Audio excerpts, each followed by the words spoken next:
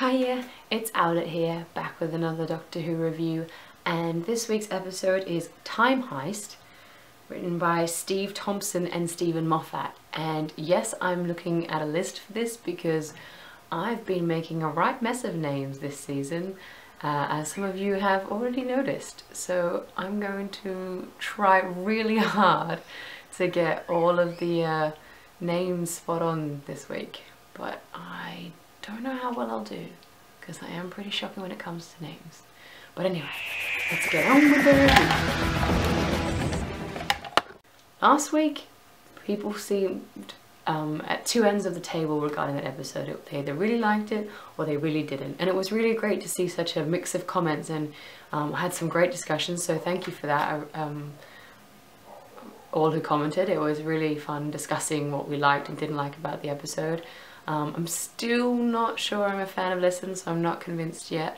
And I don't know if this episode will, or this review of this episode will divide everybody again, but I'm not even sure if I liked or disliked it. I definitely liked the start. I thought it was building up a lot of tension and a kind of like dramatic movie blockbuster kind of thing. Like, it felt very Hollywood, but for once not in a bad way, in a good way. And I think cinematically it was beautifully filmed. I loved all the overhead shots and the perfectly balanced widescreen shots and the really rich array of colours that they used, like a lot of the scenes in yellow and then in the red and the blue. I loved all the B-plot characters. Sai was incredible. Loved how he kept plugging and unplugging things from his head. I think there was some genius makeup and special effects stuff there. So simple, but so effective. Sabra, oh, she was so cool.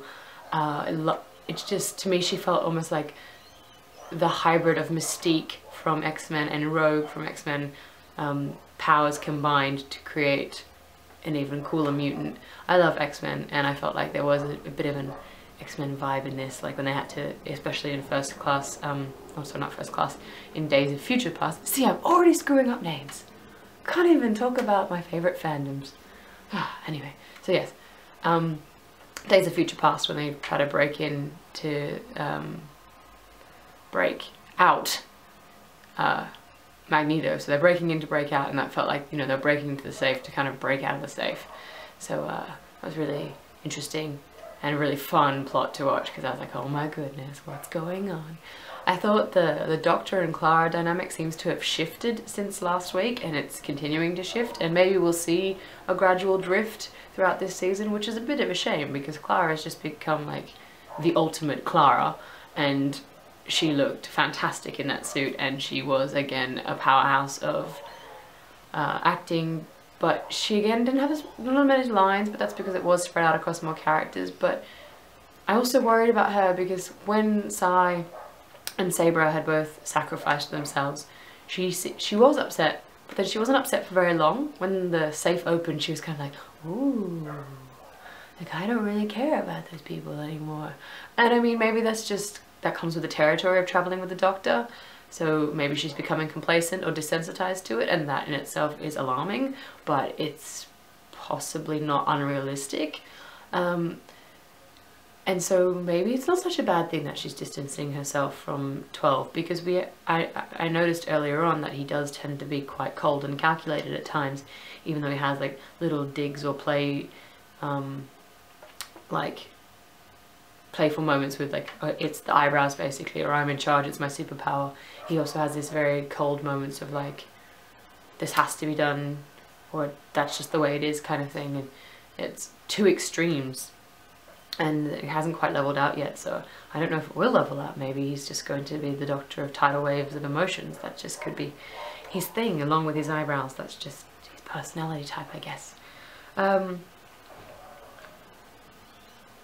I thought having the alien back was quite, and then the aliens that were new or unusual was quite cool. I liked having that back.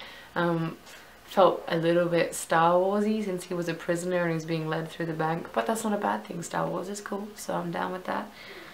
It just felt very, very well polished. It was a very well polished episode. I'm still not sure if I really liked the story, but I liked a lot about the episode enough to say I liked it. I didn't dislike it, but I didn't love it. It wasn't like, oh, this is my favorite.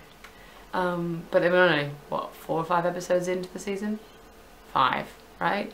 Oh gosh, I bet I've screwed that up as well. I can't count, can't remember names. Yeah, it's great, going well for me.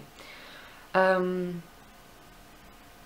did think it was a bit silly, but that's okay, it's allowed to be silly, because it is Doctor Who, and we must remember back in the day when props and special effects were even more silly, but that this high security bank had giant vents that could easily fit like 3 people in it that said, do not enter under any circumstances.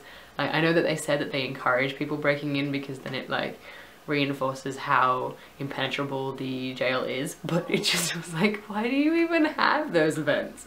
It's like an Emperor's New Groove scene. Why do you even have that lever? So that was a bit funny. The cloning thing was cool. I'm not really sure what the main motivation was. I'm assuming that she felt really bad about keeping the prisoner for so long and, you know, having the other mate locked up in there as well, and she felt regret, and that's really, I guess, a good reason to set all of that up into motion. I did think from the start that the Doctor was the architect, as I'm sure many other people did as well, but it was kind of just cool watching them put all the puzzle pieces together anyway. It was a bit like National Treasure meets Da Vinci Code meets like Mission Impossible meets all these other things. It was just very Hollywood, and it worked. It was like a little mini action film, and I really wish that Sai and Sabra had stayed, because I love a crowded TARDIS. My favourite episodes or favourite moments usually in episodes is when there's more than 2 people in the TARDIS and they're all kind of having fun and hanging out, and I just kind of wish it could always be like that, but alas, I do not know if it can. But that's my short and sweet review. There was not a lot to say really. I loved the big plot characters, loved Clara, and I loved the cinematography. See, that video could be in 30 seconds if I kept it that short. Oh well, what's my review without a bit of a ramble? See you all in the comments, and if not, see you next week. Toodles! One other thing that I really liked was when the Doctor was having his mind scanned and he was reflecting on his past self and past costume choices. When I say costume, I mean outfit choices. And he was talking about Matt Smith's bow tie, and then he was like, I was going for minimalism, but I think I ended up as magician. I think that was hilarious. I genuinely laughed out loud, because he really does look like a magician. And the Sonic may as well be a magic wand, because he's got the right cape and colours for it. So that was a bit of fun. I enjoyed that. Now, there you go. That's just another little bit of joy at the end of the video. See you.